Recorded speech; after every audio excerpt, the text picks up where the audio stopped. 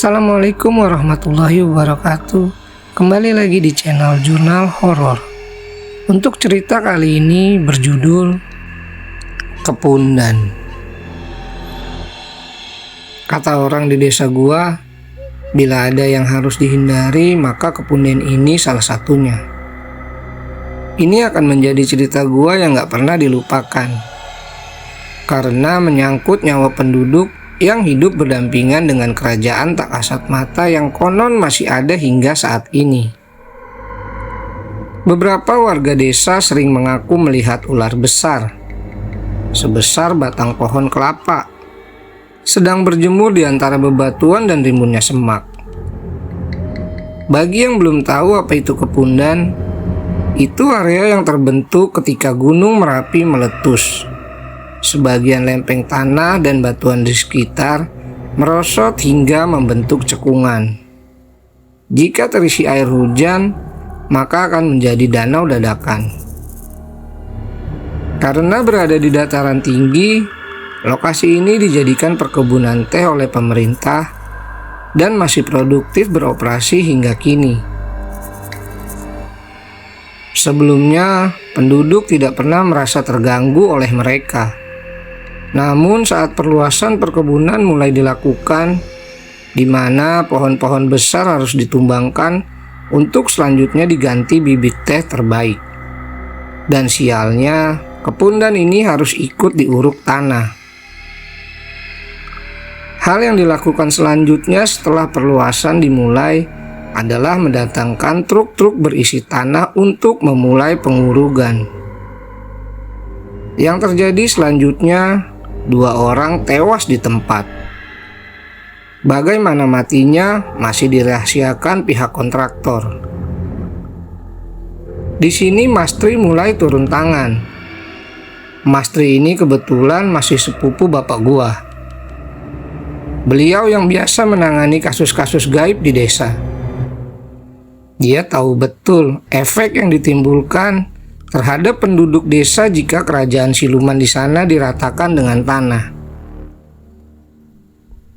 Pihak kontraktor meminta bantuan Mas Tri untuk melancarkan proses pengurugan. Namun disampaikannya langsung bahwa ia tak sanggup melawan murka sang raja.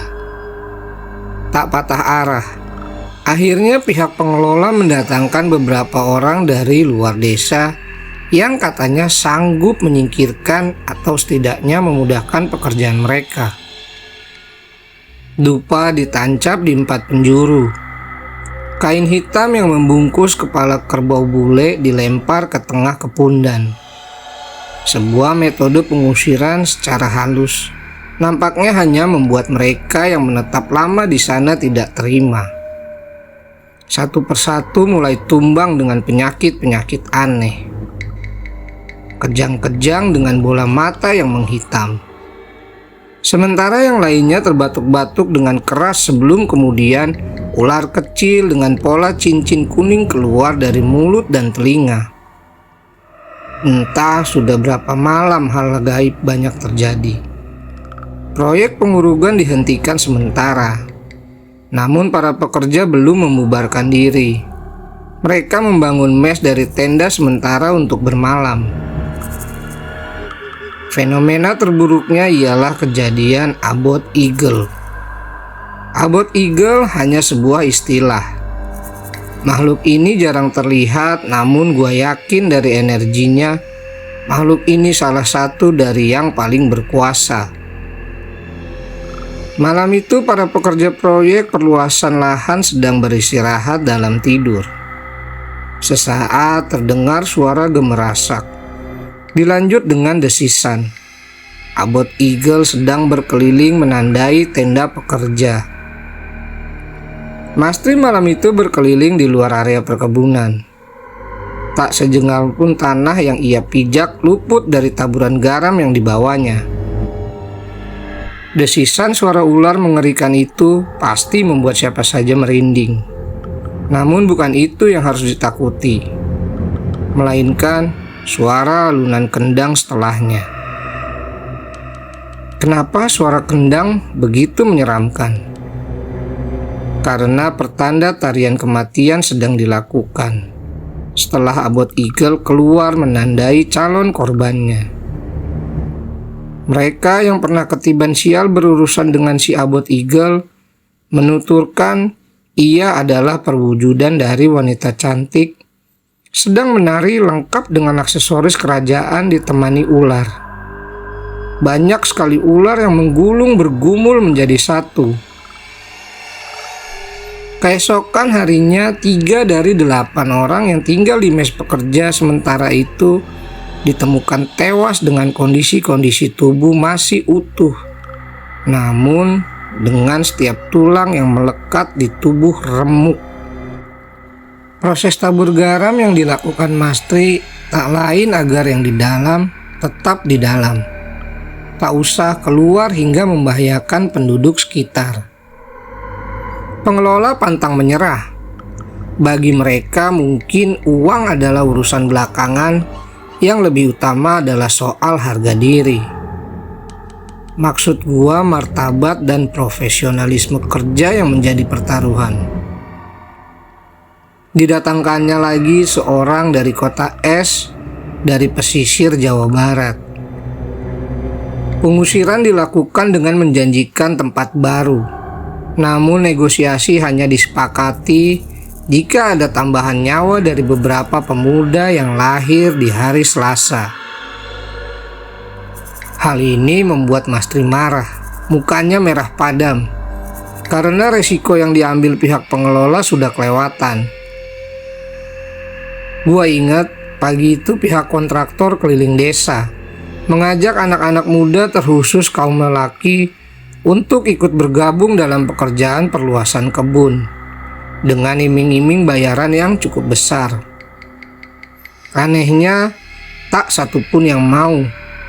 Para orang tua yang tahu anaknya diajak menjadi bagian pekerjaan itu nyaris menebas leher orang-orang dengan helm khas proyek itu. Alasannya mereka tahu benar, tawaran kerja itu hanya kedok dari penumbalan pada sang raja. Mastri selalu mengingatkan agar pekerjaan itu dihentikan, karena mereka tidak tahu apa yang bersemayam di tengah kepundan. Ulah pemborong yang terus-menerus mendatangkan orang sinting malah membuat demitnya semakin menjadi-jadi. Eksistensinya setiap malam bertambah parah. Gangguan yang awalnya hanya kepada para pekerja kini mulai berimbas pada penduduk sekitar.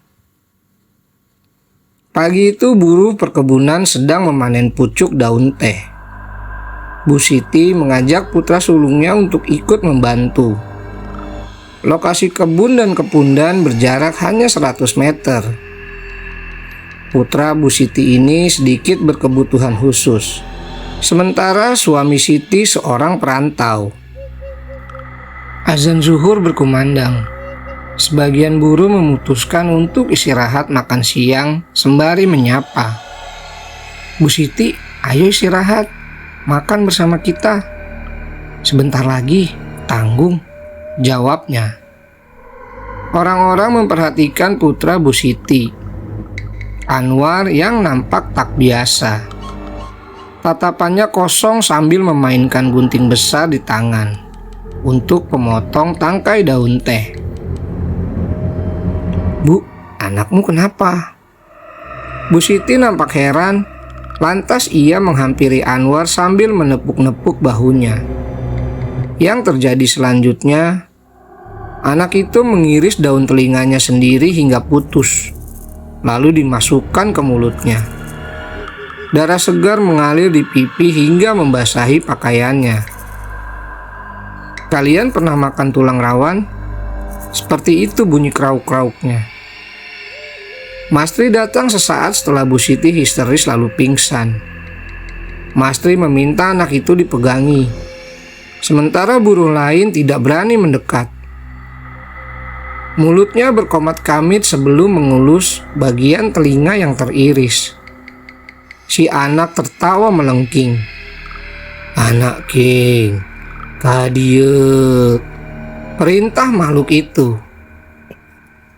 Ucapan dalam bahasa Sunda zaman dahulu yang artinya "Anakku, kemari." Makhluk itu membisikkan sesuatu. Mastri hanya menunduk seperti segan. Sepertinya dia tahu betul siapa yang masuk dalam diri si anak. "Tukar dengan saya saja, Mbah. Jangan anak ini. Kasihan." Belakangan gue tahu makhluk yang menyurup perwujudannya wanita, kakinya seperti kambing, namun lidahnya bercabang dua. Bola matanya kuning dengan garis hitam vertikal di tengahnya. Kembali anak itu membisikkan sesuatu sebelum akhirnya jatuh pingsan. Si anak Bu Siti dibopong pulang ke rumahnya. Tak ada yang tahu kesepakatan apa yang dibuat antara Mastri dan makhluk itu. Nasib orang dari kota es itu, kabarnya beberapa hari setelah kedatangannya, tubuhnya ditemukan bersandar di bawah pohon trembesi, antara hidup dan mati. Kulitnya mengeras seperti sisik ular. Kalau di desa gua ramai fenomena Abot Eagle, beda dengan desa sebelah. Teror yang paling diingat adalah teror dari Nyai Daragem. Namanya sesuai dengan penampakannya, yang duduk di kereta kencana yang ditarik 4 ekor kuda hitam kemerahan atau Daragem. Barang siapa yang apes bertemu dengannya, maka diikuti kematian satu anggota keluarga yang telah dipilih. Lepas maghrib, Asep menyusuri selang-selang panjang dari mata air di atas bukit yang mengairi bak-bak penampungan di desa. Dengan berbekal senter sambil menunggu suara gemerincing yang belakangan ini selalu menemaninya. Meski enggan, namun rasa penasaran mengalahkannya. Malam ini lebih hening dari kemarin sebelum sesaat terdengar suara seseorang sedang berkidung. Bukan gemerincing seperti kemarin lalu. Suara lirih membuatnya tak nyaman. "Siapa di sana?" tanya Asep. Sosok samar sedang membungkuk membelakangi Asep. Alih-alih mendapat jawaban, yang terjadi lirih kidungnya berubah jadi tawa menggelegar, membuat siapapun hilang nyali. Keesokan harinya, Asep menceritakan kejadian yang dialami semalam. Tetangga yang mendengar cerita ekspresi wajahnya berubah kaget. "Hati-hati, istrimu sedang mengandung. Jangan ditinggalkan sendiri. Jangan biarkan istrimu keluar jika sudah lewat maghrib," timpal warga lain. Ketika ditanya alasannya, sebagian warga hanya menjawab, "Keluargamu sedang diincar." Singkatnya, suara gemerincing yang belakangan selalu didengar Asep adalah pertanda si Nyai mengincar salah satu anggota keluarganya, biasanya anak-anak. Yang lebih seramnya lagi, makhluk itu tidak pernah jauh dari Asep. Ia menemani kemanapun Asep melangkah.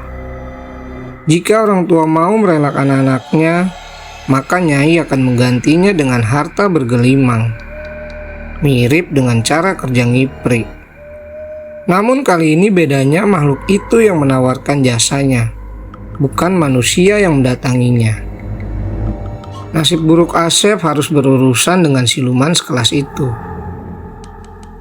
Suatu malam Asep sedang keluar. Eti, istrinya, terbangun mendengar seseorang bersenandung tembang asing di telinga. Lama ia coba abaikan sebelum kesadarannya tertuju pada putra pertamanya yang tidak ada di sampingnya. Suasana rumah saat itu gelap. Perlahan ia bangkit beranjak menuju sumber suara. Ceklek. Lampu terang seadanya dinyalakan. Piring plastik berserakan di lantai. Senandung Sunda kuno itu terdengar dari arah pawon. Dengan langkah gemetar ia mulai sembari berdoa. Jantungnya berdegup dengan tak percaya dengan apa yang ia lihat. Di hadapannya seorang nenek tua berkebaya hitam, lehernya panjang menekuk di langit-langit rumah, tersenyum dengan gigi hitamnya pada Eti. Sahlan putranya ada di dekapan makhluk itu. Tubuhnya bergoyang ke kanan dan ke kiri seperti sedang menimang. Dalam gemetar, Eti bertanya, apakah gerangan yang membuat makhluk ini bertamu di rumah? Senandung lembut yang terdengar mendadak terhenti, berganti menjadi tawa cekikikan. Ia tak memberi jawaban, malah merubah wujudnya menjadi sosok berdagu hancur dengan lidah yang terjulur keluar. Untukku, jari berkuku hitam menunjuk perut Eti yang tengah mengandung. Saat itu juga Eti tak mampu menahan takutnya, sebelum akhirnya tergeletak tak sadarkan diri. Ketika makhluk seperti itu sudah terang-terangan, apalagi selain untuk mencelakakan. Namun tidak ada yang tahu akal bulus apa yang sedang disiapkan makhluk ini. Semenjak kejadian itu, Asep dan keluarga memutuskan untuk pindah sementara. Atas saran Mastri, Asep disuruh kembali ke tempat istrinya dibesarkan. Di sana ada orang yang mampu mengurung makhluk yang sedang menanti kelahiran anakmu, ucap Mastri. Di akhir kisah, desa kedatangan tamu dari luar provinsi. Pria berpeci dan kacamata turun dari bus kecil, ditemani banyak santri. Beliau datang atas undangan salah seorang warga. Hal pertama yang dilakukan adalah berkeliling desa, menempatkan beberapa orang muridnya di setiap persimpangan. Sebelum semakin membahayakan, kita mohon pada Tuhan agar terlindung dari bala yang menanti di setiap penjuru desa, ucap pria yang disapa Pak Kiai tersebut. Dari semua fenomena gaib yang tidak masuk akal, ada satu yang membuat takjub. Di lokasi proyek, doa malam saat itu dilakukan oleh Pak Kiai, ditemani Mastri dan beberapa pejabat perkebunan, serta beberapa warga yang turut menemani. Petir yang tak lazim menyerbu tempat itu tiba-tiba berulang di titik yang sama, tepat di tengah area kepundan. Cahaya putih keluar melayang, lebih seperti bola yang dialiri listrik. Sebelum tiba-tiba air di danau kecil itu surut. Bahkan tanah di bawahnya tampak dipenuhi terowongan yang terlalu mulus untuk disebut alami. Jika diperhatikan dari dekat, pepohonan di sekitar kepunden terpelintir dan bengkok. Beberapa di antaranya seperti hangus terbakar dan terdapat lingkaran halus pada batangnya. Setelah rentetan peristiwa di desa dan banyaknya korban berjatuhan, rupanya Tuhan mengirim seseorang yang benar-benar mampu. Jangan lawan demit dengan demit, pesan Pak Kiai. 2 bulan setelahnya, sebuah aula didirikan untuk gudang teh di atas tanah yang sudah selesai diuruk. Sebuah musola dibangun di sampingnya. Mastri meninggal beberapa bulan kemudian. Meninggal secara wajar karena sakit. Dan cerita pun selesai.